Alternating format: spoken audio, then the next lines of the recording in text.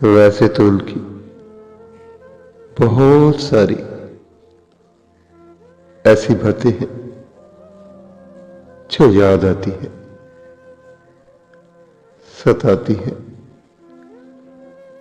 हलाती है, तड़पाती है। मगर एक बात जो उनके जाने के बाद अब बहुत ज्यादा रुलाती है कि इतनी सारी तकलीफ और शदीद बीमारी में भी जब भी उनसे हाल पूछा तो कहा,